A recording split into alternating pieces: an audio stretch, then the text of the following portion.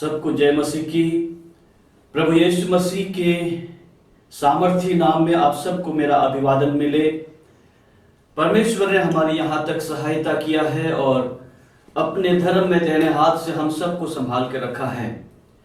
बड़ी बड़ी विपत्ति और संकट इस दुनिया में इन दिनों में आई हुई हैं, लेकिन उसके मध्य में परमेश्वर ने अपने बच्चों को अपने धर्म में दाहिने हाथ से संभाल कर रखा है और स्थिर रखा है, दृढ़ रखा है और सब प्रकार के आशीषों से आशीषित कर रहा है। यद्यपि दुनिया में चारों तरफ इन दिनों में नाना प्रकार की बातें सुनाई दे रही हैं, लेकिन उसके मध्य में प्रभु की विश्वास योग्यता उनके बच्चों के मध्य में प्रकट हुई है और इसी वजह से आज हम जिंदा हैं और उस खुदावन का धन्यवाद कर पा रहे हैं जिसने हमको यह जीवन दिया है। प्रभु सबको आशीष दे और संभाले, अपना ख्याल रखना, परिवार के सब लोगों का ख्याल रखना और सुरक्षित रहें, यही मेरी प्रार्थना है। आज पेंतिकोस्त संडे है। पेंतिकोस्त संडे मसीहियों के लिए बहुत ही महत्वपूर्ण समय होता है। पेंतिकोस्त एक ऐसा दिन जो प्रभु यीशु मसीह के पासोवर या फसह के दिन से लेकर के 50वें दिन तक गिना जाता है, उसके बारे में है। और हम पेंतिकोस्त के बारे में पुराने नियम में अलग अलग जगह पढ़ते हैं, जैसे निर्गमन के पुस्तक उसका 23 अध्याय 16 वचन, 34 अध्याय 22 वचन, लेवी व्यवस्था 23 अध्याय 15 से लेकर 21 वचन, व्यवस्था विवरण 16 अध्याय 9 से लेकर 12 वचन। पेंतिकोस्त की धारणा जो है नए नियम में अचानक से प्रकट नहीं हुआ, बल्कि ये पुराने नियम में पहले से ही विद्यमान था और नए नियम में आकर हम उसको साक्षात और साकार रूप में हम देखते हैं। और इसलिए ये हमारे लिए बहुत ही महत्वपूर्ण हो जाता है, क्योंकि हम लोग जो नए नियम में पाए जाते हैं, हमारे लिए पेंतिकोस्त का क्या अर्थ है उसका समझना हमारे लिए बहुत जरूरी है। जब तक हम पेंतिकोस्त के अर्थ को सही तरह से ना समझें, हम एक जयवंत मसीही जीवन नहीं जी सकते हैं।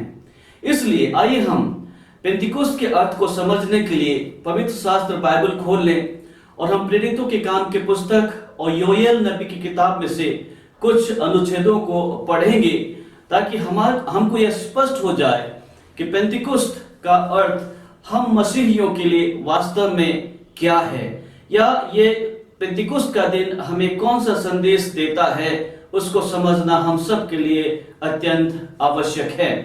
आइए हम सबसे पहले प्रेरितों के काम की किताब उसका पहला अध्याय और 5 से लेकर के 8 वचन पढ़ें। यदि आपके पास बाइबल है तो पढ़ लीजिएगा, नहीं तो मैं पढ़ता हूं, आपसे ध्यान से सुने। प्रेरितों के काम की किताब और उसका पहला अध्याय 5 से लेकर के 8 वचन तक मैं इसे आपके सम्मुख पढ़ता हूं, जहां पर लिखा हुआ है, क्योंकि यूहन्ना ने तो पानी में बपतिस्मा दिया है, परंतु थोड़े दिनों के बाद तुम पवित्र आत्मा से बपतिस्मा पाओगे। 6वां वचन, अतः उन्होंने इकट्ठे होकर उससे पूछा, हे प्रभु, क्या तू इसी समय इस्राएल को राज्य फेर देगा? उसने उनसे कहा, उन समयों या कालों को जानना जिनको पिता ने अपने ही अधिकार में रखा है तुम्हारा काम नहीं है, परंतु जब पवित्र आत्मा तुम पर आएगा तब तुम सामर्थ पाओगे और यरूशलेम और सारे यहूदिया और सामरिया में और पृथ्वी की छोर तक मेरे गवाह ठहरोगे। इसके साथ ही हम प्रेरितों के काम की किताब दूसरे अध्याय में से कुछ वचन हम पढ़ेंगे और दूसरे अध्याय में से 1 से लेकर 4 वचन तक मैं पढ़ता हूं। वहां पर ऐसा लिखा हुआ है, जब पेंतिकोस्त का दिन आया तो वे सब एक जगह इकट्ठे थे। एकाएक आकाश से बड़ी आंधी की सनसनाहट का शब्द हुआ और उससे सारा घर जहां वे बैठे थे गूंज गया और उन्हें आग की सी जीभें फटती हुई दिखाई दी और उनमें से हर एक पर आग ठहरी। वे सब पवित्र आत्मा से भर गए और जिस प्रकार आत्मा ने उन्हें बोलने की सामर्थ्य दी, वे अन्य अन्य भाषा बोलने लगे। इसके साथ ही हम 12 से लेकर के 18 वचन भी पढ़ेंगे दूसरे अध्याय में से, जहां पर इस प्रकार से लिखा हुआ है, और वे सब चकित हुए और घबरा कर एक दूसरे से कहने लगे, ये क्या हो रहा है? परंतु दूसरों ने ठट्ठा करके कहा, वे तो नई मदिरा के नशे में चूर हैं। तब पतरस उन 11 के साथ खड़ा हुआ और ऊंचे शब्द से कहने लगा, हे यहूदियों और हे यरूशलेम के सब रहने वालों, ये जान लो और कान लगाकर मेरी बातें सुनो। जैसा तुम समझ रहे हो, ये लोग नशे में नहीं हैं, क्योंकि अभी तो पहर दिन ही चढ़ा है, परंतु यह वह बात है जो योएल भविष्यवक्ता के द्वारा कही गई थी। परमेश्वर कहता है कि अंत के दिनों में ऐसा होगा कि मैं अपना आत्मा सब मनुष्यों पर उंडेलूंगा और तुम्हारे बेटे और बेटियां भविष्यवाणी करेंगी और तुम्हारे जवान दर्शन देखेंगे और तुम्हारे पुरनिये स्वप्न देखेंगे। वरन मैं अपने दासों और अपनी दासियों पर भी उन दिनों में अपने आत्मा में से उंडेलूंगा और वे भविष्यवाणी करेंगे। इसके साथ ही 32 और 33 वचन भी दूसरे अध्याय प्रेरितों के काम के पुस्तक में से पढ़ देता हूं, जहां पर इस प्रकार से लिखा है, इसी यीशु को परमेश्वर ने जिलाया, जिसके हम सब गवाह हैं। इस प्रकार परमेश्वर के दाहिने हाथ से सर्वोच्च पद पाकर और पिता से वह पवित्र आत्मा प्राप्त करके जिसकी प्रतिज्ञा की गई थी, उसने यह उंडेल दिया है जो तुम देखते और सुनते हो। मैं सोचता हूं हम योएल नबी की किताब में से भी पढ़ लें। योएल नबी की किताब जोएल, उसका 2 अध्याय और 28 और 29 वचन में ऐसा लिखा हुआ है, उन बातों के बाद मैं सब प्राणियों पर अपना आत्मा उंडेलूंगा।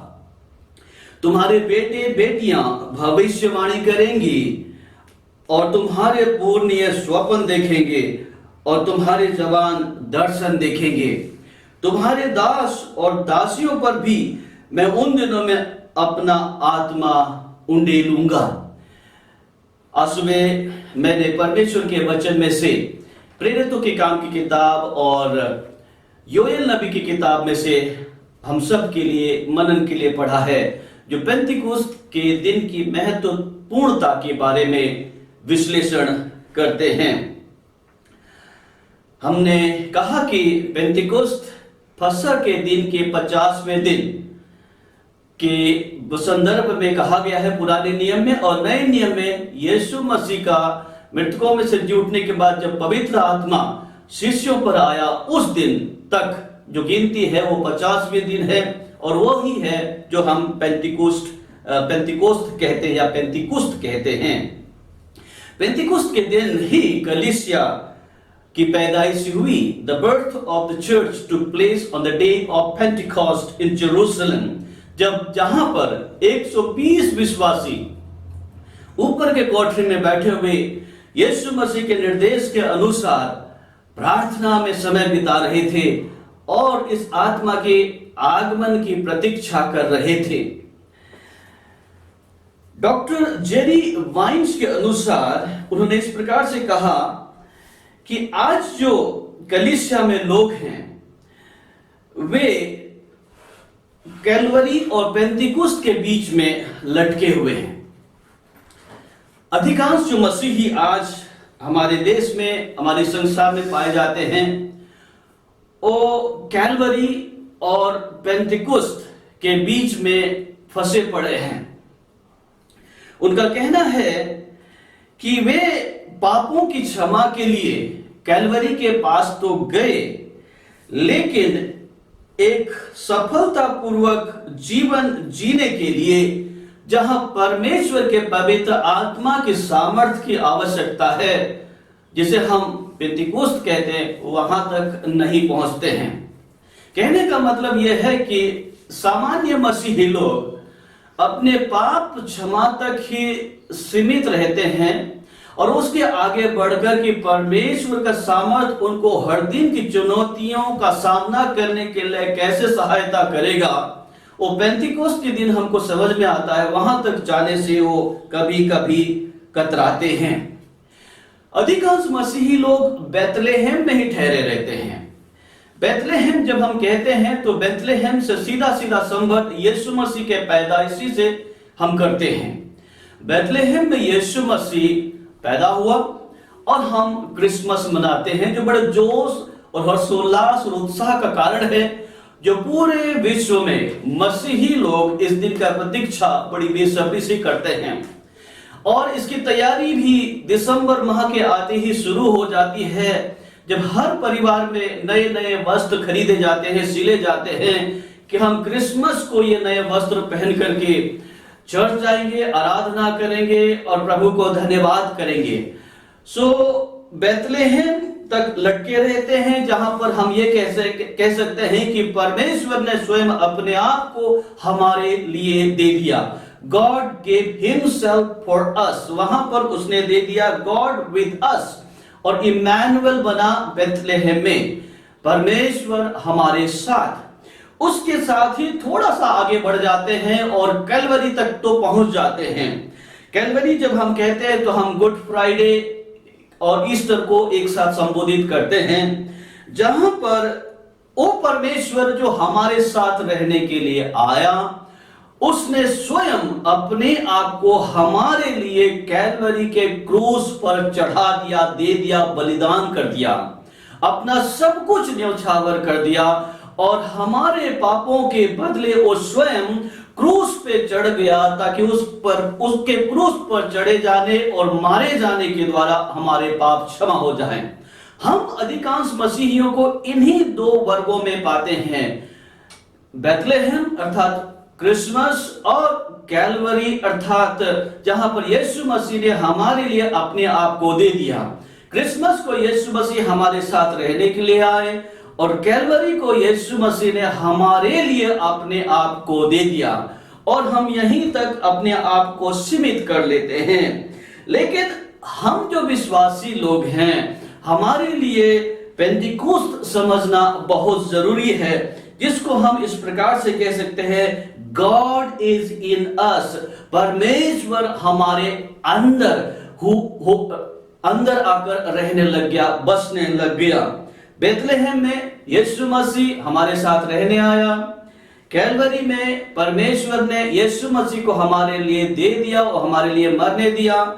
लेकिन पेंतिकोस्त के दिन यीशु मसीह हमारे अंदर रहने के लिए आ गया।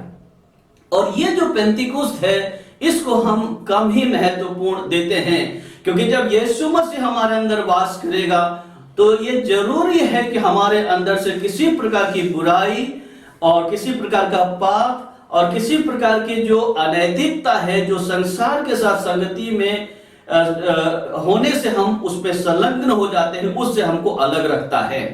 तो ये जरूरी हो जाता है कि हमारे लिए पेंतिकोस्त बहुत ही महत्वपूर्ण है। क्रिसमस है महत्वपूर्ण है, खुदा बाप हमारे साथ रहने के लिए आया, उसके साथ कैलवरी उसने अपने आप को हमारे लिए दे दिया, ये भी बहुत जरूरी है, महत्वपूर्ण है।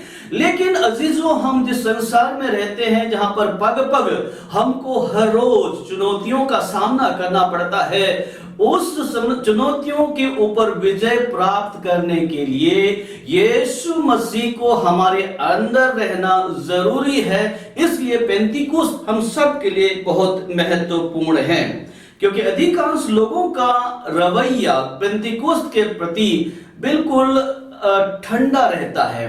वो सोचते हैं कि क्रिसमस ठीक है और इसके साथ ही गुड फ्राइडे और ईस्टर भी ठीक है, लेकिन महत्वपूर्ण बात यह है कि अगर हमें संसार में एक जयवंत और विजयी जीवन जीना है तो हमको पेंतिकोस्त को अपनाना होगा, अर्थात परमेश्वर यीशु मसीह खुदा बाप पवित्र आत्मा को हमारे मन के अंदर बसने देना होगा। आज पेंतिकोस्त का दिन की महत्वपूर्णता यही है कि हम किस प्रकार से उस खुदावन यीशु मसीह को अपने हृदय के अंदर अधिकाई में बसने दे सकते हैं। क्योंकि जब यीशु मसीह हमारे अंदर अधिकाई से बसेगा, हमारे अंदर परमेश्वर का सामर्थ्य उतना ही बलशाली तरीके से कार्य करेगा और ये हमको हर प्रकार की रोगाणु से, विषाणु से, समस्या से, संकट से और हर प्रकार के दुनिया में फैलने वाले गलत कामों से बचा के रखेगा और परमेश्वर के निकट बना के रखेगा। इसलिए हमारे लिए बहुत ही जरूरी है कि हम पेंतिकोस्त की महत्वपूर्णता को अपने जीवन में समझें।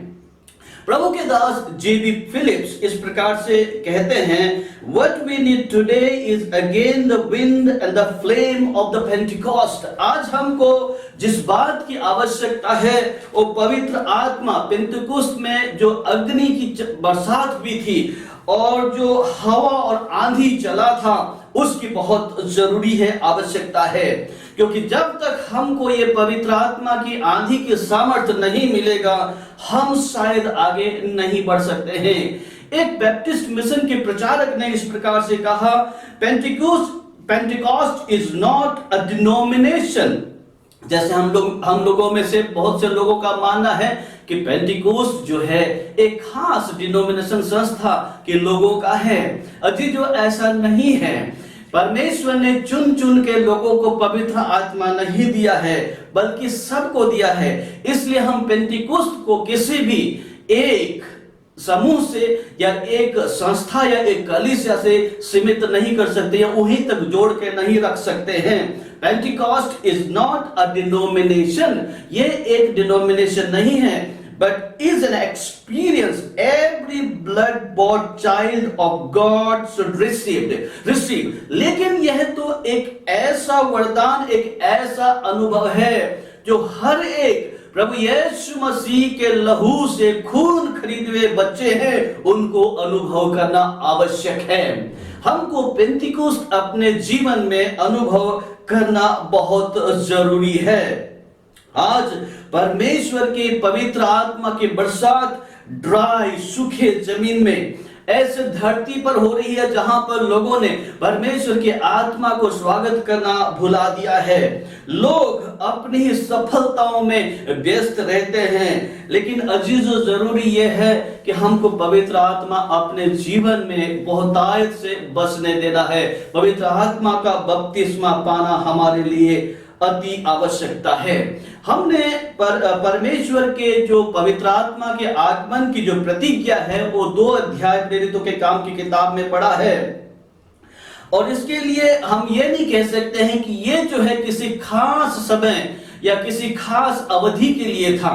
जैसे कि बहुत से लोग सोचते हैं कि आज हमको पवित्र आत्मा की जरूरत नहीं है, आज हम बुद्धि और समझ और ज्ञान से जीते हैं, आज हम सर्व संपन्नता से जीते हैं, हमारे पास ज्ञान है, बुद्धि है, शिक्षा है, डिग्रियां हैं, अनुभव है, धन है, संपत्ति है, तो हमको जरूरत नहीं है।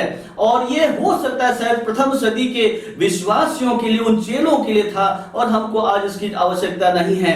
बाइबल ऐसा कहीं नहीं कुछ कहती है कि ये जो बपतिस्मा है पवित्र आत्मा का सिर्फ प्रथम सदी के मसीहियों तक सीमित था, बल्कि ये तो सदा सर्वदा हर सदी के लोगों के लिए है, और ये आज हमारे लिए भी है। और परमेश्वर की जो पवित्र आत्मा की जो प्रतिज्ञा है किसी एक व्यक्ति के लिए नहीं, बल्कि सबके लिए है। इस संदर्भ में डॉक्टर जॉन आर राइस ने इस प्रकार से कहा, there is an experience after salvation called baptism with the Holy ghost.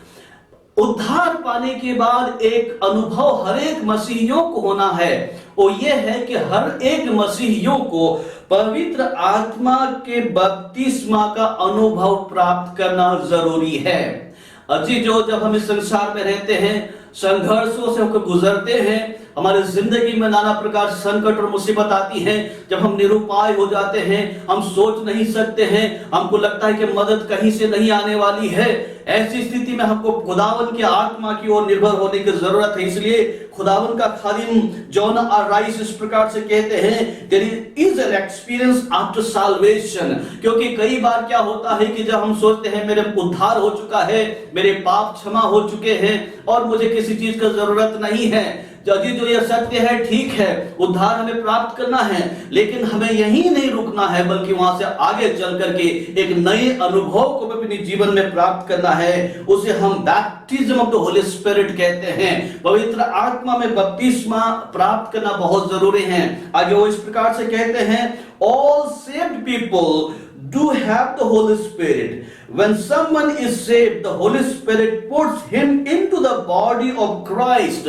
जब एक व्यक्ति खुदावन के नाम में उद्धार पड़ता है, उद्धार प्राप्त करता है, परमेश्वर उसको यीशु मसीह के परिवार में जगह दे देता है। लेकिन but beside that, Christian ought to be filled with the Holy Spirit and special soul winning power. Saved people are not always filled with the Holy Spirit. They ought to be and can be, but many are not. हमको अजीजों, हर एक लोगों को यद्यपि हमें स्थान मिल जाता है खुदावन के घर में, उसके घर के हिस्सा बन जाते हैं, लेकिन हमें परमेश्वर के पवित्र आत्मा को अपने जिंदगी में बहुतायत से बसने देना चाहिए, ताकि हम इस दुनिया में एक विजेता के रूप में जी सकें। ऐसा नहीं कि एक हारा हुआ जिंदगी जिए, हम ऐसा योद्धा बन के जिए जिसमें हम छाती उठाकर, सिर उठा करके, छाती चौड़ा करके चल सके और कहे कि यस, हाँ, मैं यीशु का योद्धा हूं, यीशु मसीह का एक ऐसा सिपाही हूं जो दुनिया के हर एक मुसीबतों और संकटों का सामना करने का बल मुझे देता है। जल्दी से समय समाप्त हो रहा है। मैं आप सबके साथ पर्पस ऑफ पेंटिकोस्ट की जो उद्देश्य है उसके बारे में जल्दी से बात करना चाहूंगा। हमने योएल नबी की किताब में पढ़ा और वहां पर हमको बपतिस्मा जो पवित्र आत्मा का होने वाला है उसके बारे में, प्रतिज्ञा के बारे में मिला है। लेकिन इसके साथ ही दूसरा अध्याय 23 से लेकर 25 वचन में इस प्रकार से पढ़ने को मिलता है जो हम अभी नहीं पढ़ेंगे। वहां पर दो चीजें बहुत जरूरी है। Two things are necessary for harvest. एक खेती बाड़ी का उदाहरण देकर के योएल नबी कहता है, उसमें दो चीजों के बारे में बहुत महत्वपूर्ण देता है। पहले यह है अर्ली या formal rain that prepares the soil for the planting. एक किसान जब खेती बाड़ी करता है तो जाके सीधा बीज नहीं बोता है खेतों में, उसके लिए क्या करता है कि सबसे पहले खेत तैयार करता है, बीज डालता है, लेकिन बीज उगने के लिए उसको एक जल की आवश्यकता है, पानी, वर्षा की आवश्यकता होता है, जिसे हम फॉर्मर या पहले की बरसात के बारे में कहते हैं। जब बरसात होती है और फसल उगता है, जमीन तैयार हो जाती है, उसके बाद फसल जब बड़ा होता है, फिर उसके बाद लाइटर रेन के बारे में कहा गया है जब फसल तैयार हो जाता है। और जब फसल तैयार हो जाता है तो उसके बाद 3 अध्याय के 10 वचन में लिखा है, the rain of the Holi spirit is preparing the fruit for harvest. आज जो है जिस घड़ी और अवस्था में रह रहे हैं हम लोग, हमको देखने को मिल रहा है चारों तरफ दुनिया में हाहाकार मचा हुआ है। लोग संतप्त हैं, परेशान हैं, व्याकुल हैं, दुखी हैं, निरुपाय हैं, सोचने के लिए मजबूर हैं। समझ में नहीं आता है कि कल क्या होगा, कहां जाएंगे, कहां नहीं जाएंगे, कुछ भी पता नहीं है। लेकिन अजीजों, एक बात जरूरी है, ये सारी चीजें जो हुआ है पवित्र आत्मा की बरसात की तैयारी के लिए हो गया है। अब हम मसीहियों की जिम्मेदारी बनती है कि हम उसको किस प्रकार से लेते हैं। क्या हम यूं ही कहें कि ठीक है, मेरा उद्धार हो चुका है और मुझे किसी चीज की जरूरत नहीं है, या फिर हम पवित्र आत्मा के बपतिस्मा के लिए, उसके सामर्थ की भरपूरी के लिए कर रहे हैं। प्रियो, आज हम चारों तरफ जब दृष्टि करके देखते हैं, हमको समझ में आता है कि पेंतिकोस्त का दिन आ चुका है और हर एक व्यक्ति को इस परमेश्वर के आत्मा के सामर्थ्य से भरने की आवश्यकता है। देखिए, प्रथम घटना जब हम प्रेरितों के काम के पुस्तक में पढ़ते हैं और पेंतिकोस्त के दिन एक साधारण सा व्यक्ति पतरस, जो डरपोक हम कहते हैं उनको, और हर प्रकार की बातों से मुकर जाता है, लेकिन खुदावंद की आत्मा जब उसके ऊपर आया, जब परमेश्वर की आत्मा का सामर्थ्य उसके अंदर छा गया, तो सबके सामने निडर होकर खड़ा हो गया। वो व्यक्ति जो कल तक डरपोक था, वो व्यक्ति जब कल तक दरवाजे के अंदर बंद होकर के अपने आप को छिपा के रखता था, वो व्यक्ति जो एक दासी से डर गया, लेकिन आज उसके अंदर जब खुदावन की आत्मा के सामर्थ्य आई तो वो सबके सामने खड़े होकर बड़े ऊंचे स्वर से जब उसने खुदावन की विश्वास योग्यता, उसके काम, उसके कार्य का वर्णन किया, उस दिन हमको एक बड़ी फसल काटते हुए नजर आता है, जिसमें 3,000 लोग परमेश्वर के उद्धार प्राप्त कर चुके। हालेलुया। खुदावन की आत्मा के द्वारा सब कुछ हो सकता है। पेंतीकोस्त की तैयारी हो गई है अजीजों, हमें उसमें आगे बढ़ना है। परमेश्वर की आत्मा को अपने जीवन में बहुतायत से बसने देना है। परमेश्वर के सामर्थ्य को अपने जीवन में कार्य करने देना है। और परमेश्वर ये देख रहा है कि हमारे चारों ओर आज फसल कटने के लिए तैयार है। प्रियो, हम पेंतीकोस्त के दिन आज क्या कुछ सोच रहे हैं?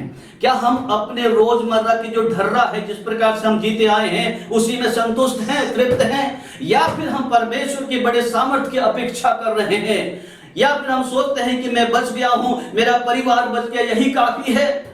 या फिर आप परमेश्वर की आत्मा से बल और सामर्थ्य प्राप्त करना चाहते हैं? अजीज, जो ये अत्यंत आवश्यक है कि आप परमेश्वर के आत्मा से भर जाएं। दूसरी बात जो जल्दी मैं आज सुबह जल्दी बोलना चाहता हूं, ये है द पावर ऑफ पेंटिकोस्ट, पर पेंटिकोस्ट के सामर्थ्य के बारे में। पहली बात हमने देखा the purpose of Pentecost, purpose, उद्देश्य, पेंटिकोस्ट का उद्देश्य। दूसरी बात द पावर ऑफ पेंटिकोस्ट, जो हम प्रेरितों के काम की पुस्तक 1 अध्याय 8 वचन में पढ़ते हैं, जहां पर लिखा है जब तुम पवित्र आत्मा का सामर्थ्य, जब तुम पर पवित्र आत्मा पाएगा तब तुम सामर्थ्य पाओगे। हालेलुया।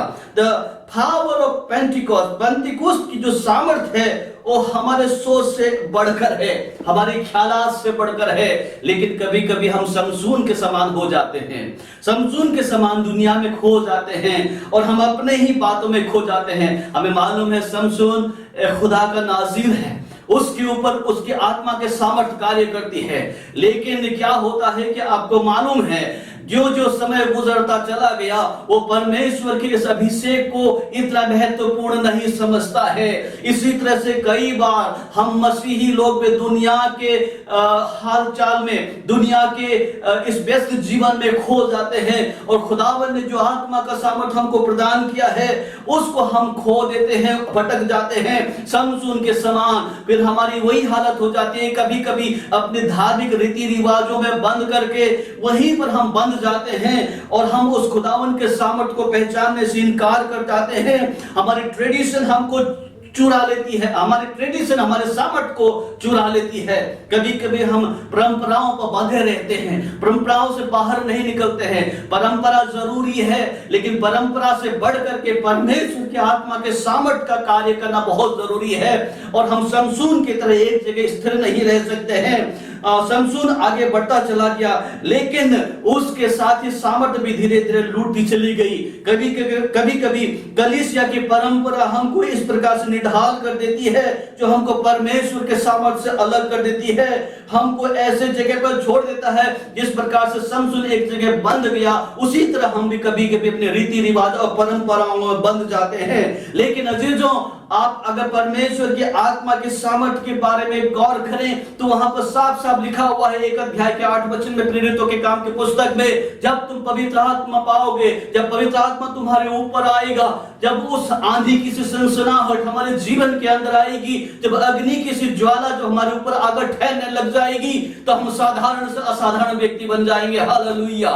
हम वो जीवन जिस प्रकार से जीते हैं वैसा नहीं जाएंगे, जिस प्रकार से हम जीते आए हैं उससे फर्क होकर जिएंगे, क्योंकि हमारे अंदर स्वयं परमेश्वर वास करता है। पेंटिकोस्ट, खुदावन स्वयं हमारे अंदर रहता है। हम ये सोचते हैं कि खुदावन हमारे साथ साथ चले, बहुत अच्छी बात है, हाँ खुदावन हमारे लिए भी सब कुछ कर दिया, बहुत अच्छी बात है। लेकिन हम सोचते हैं कि खुदावन हमारे अंदर ना आए, क्योंकि जब खुदावन हमारे अंदर आ जाता है तो हमको हर प्रकार के बुराइयों से बचाता है। और जो हमारे लिए जरूरी है, पेंटिकोस्ट के सामर्थ्य को अपने जीवन में बहुतायत से कार्य करने देना चाहिए। जल्दी से तीसरी बात में मैं यहां पर बोलकर समाप्त कर दूं, मेजर पावर ऑफ पेंटिकोस्ट। जब एक व्यक्ति परमेश्वर के पेंटिकोस्ट के सामर्थ्य के उद्देश्य को समझ लेता है, जब उसके सामर्थ्य, पेंटिकोस्ट के सामर्थ्य को समझ लेता है, तो उसके बाद ये जो है, ये सामर्थ्य उस व्यक्ति में क्या क्या करा सकता है, उसके बारे में भी हमको सोचना बहुत जरूरी है।